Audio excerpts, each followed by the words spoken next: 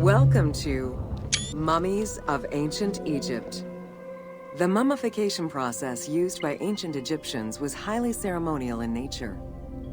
The different types of mummification took into account the social level and richness of the deceased and even included animals. The most expensive was that reserved for the pharaoh and the royal family, as well as some of the wealthiest members of the court.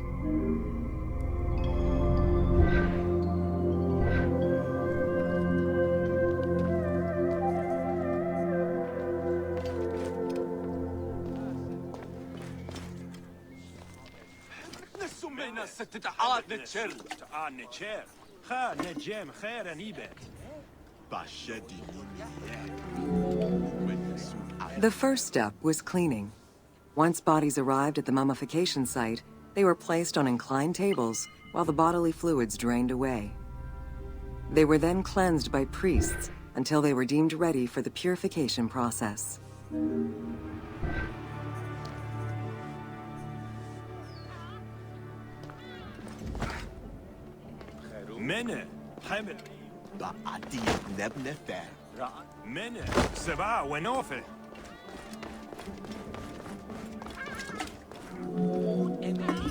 The purification of the body began with a libation from sacred water. The priest then fumigated the body with terebinth resin.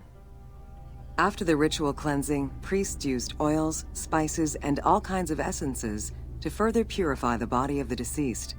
Finally, all body hair was meticulously removed.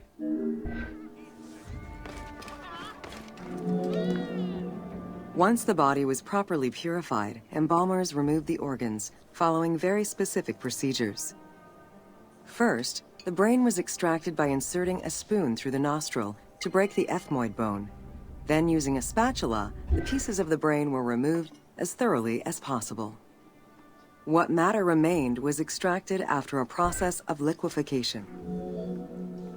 After taking care of the brain, embalmers made an incision on the left flank and carefully set aside the viscera. The inside of the body was also rinsed with palm wine. Then the embalmers filled the belly with pure myrrh, cinnamon, and other perfumes and sewed it shut.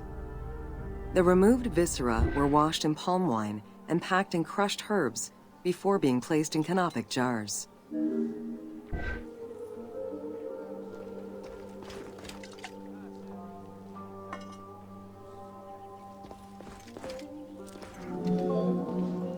Canopic jars were placed close to the sarcophagus or kept in a chest nearby. At first, the viscera were wrapped in tissue and placed in the vases. As the ritual requirements became more elaborate, ointments, spices, and even water and natron were added to the process.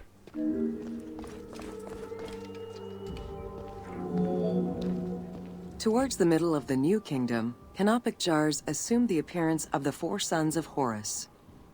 They were known as the protectors of the viscera. These protectors had their own guardians, each a goddess of the dead. Imseti, the human-headed god, protected the liver and was protected by the goddess Iset. Hapi, the baboon-headed god, protected the lungs and was protected by the goddess Nephthys.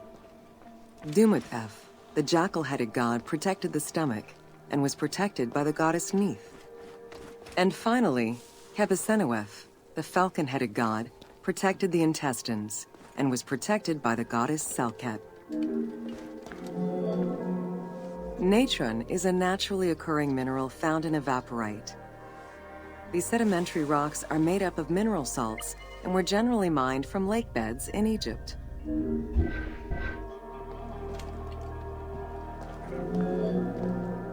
Embalmers used natron as a desiccant to dry the flesh and stop the corpse's putrefaction process.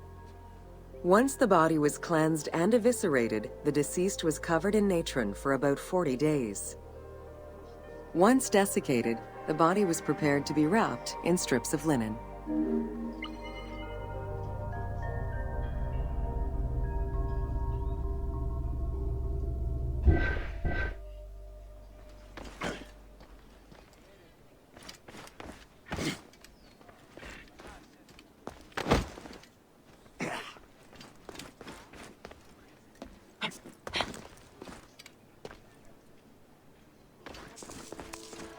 خسر باك عيان برد هم خواي نبسح من ورتياي بقى خنتي اسمي حبيبي كسنن انا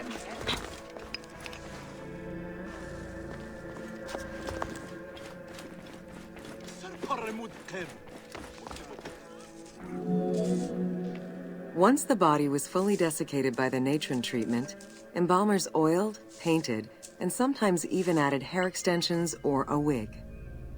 They often used a henna-based antiseptic preparation to give the body a more colorful and lively appearance while preparing it to resist molds and fungi. Next came the phase which gave mummies their most well-known appearance, the wrapping. Originally, each part of the body was wrapped separately. Men had their arms crossed on their chests, while women had the right arm folded over their breasts and the left arm stretched along the body. However, techniques evolved over time. Eventually, the body as a whole was wrapped with limbs alongside the body, and increasingly sophisticated and different techniques of weaving flax bands were developed. In addition to the jewelry and amulets arranged on the skin of the deceased, amulets were also carefully inserted into the weaving of the linen strips. Each amulet was linked to a myth or to an ideological belief related to rebirth. In addition to the jewelry and amulets arranged on the skin of the deceased, amulets were also carefully inserted into the weaving of the linen strip. Masks were an important part of a mummy's finery. Early wooden funeral coverings were very expensive, however, and soon replaced by masks created through a technique known as cartonnage. Masks fashioned with this method were created by laying several layers of linen or papyrus pulp on a base made of mud or straw. Cartonnage was used for more than funerary masks. Ornaments and the animal coffins of the late period were also made in such a fashion. Cartonnage evolved to cover the entire body of the mummy during the 22nd dynasty. The mummies were placed on a board inside a rigid envelope of cartonnage, which was laced at the back with a string. Extremely cost-effective and visually pleasing, this technique was very popular through all layers of the society.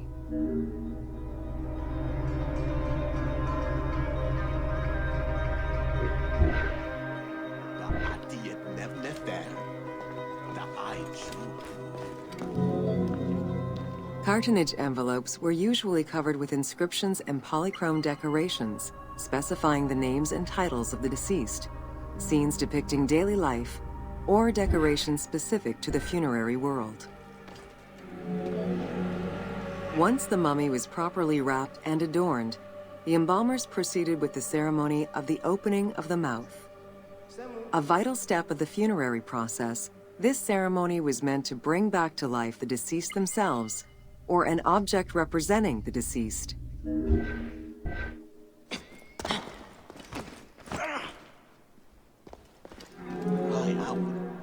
There were no less than 75 different stages for the opening of the mouth.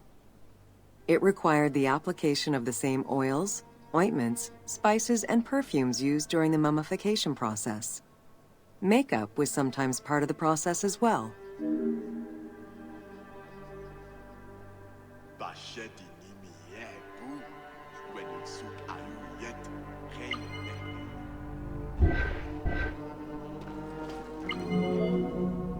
The last stage of this long ritual was the act of touching the mouth with the adze to symbolically allow the breath of life to infuse an inert body. Its performance was reserved for a very specific set of people: priests who wore the mask of the god Anubis, a close relative of the family, or by the heir to the throne.